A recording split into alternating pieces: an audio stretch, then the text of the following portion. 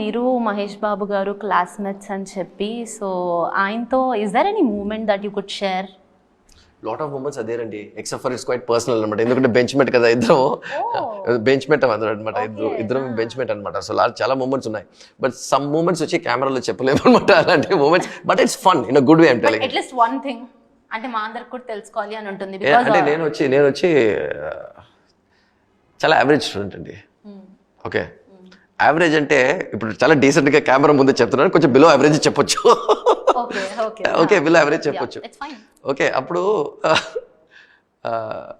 ఒక ఏరియా ఉందన్నమాట చెన్నైలో. ఆ ఏరియాలో ఉండేటప్పుడు మాకు న్యూస్ వచ్చింది.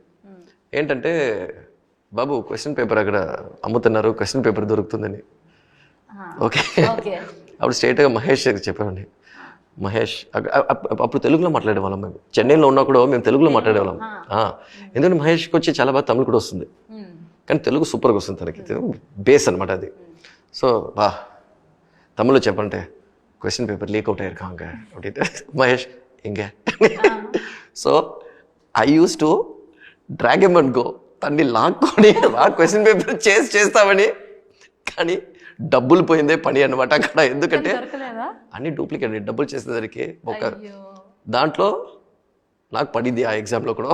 సో ఇలాంటి చాలా చిన్న చిన్న విషయాలు చేశాడు. పిలిచి ఇక్కడ క్వశ్చన్ పేపర్ ఉందనమాట, అక్కడ క్వశ్చన్ పేపర్ ఏరియా పోయింది, ఏరియాకి వెళ్ళి డబ్బులు ఇచ్చి ఏ క్వశ్చన్ పేపర్ అన్ని ఫ్రాడ్ అనమాట. దీనికి చదువుండొచ్చు.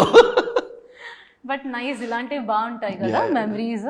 యా, అండ్ ఆల్సో ఆయన మూవీస్లో మీకు నచ్చిన మూవీ ఏదన్నా? ఒకడు. ఆయనతో నెక్స్ట్ ఏమన్నా తీసే క్లాస్మేట్స్ అండి. ఓకే, కానీ ఇద్దరం వర్క్ చేసింది లేదు. కానీ ఎప్పుడైనా వర్క్ చేస్తామా అంటే అన్ని కుదిరితే ఖచ్చితంగా వర్క్ చేస్తాం అనమాట.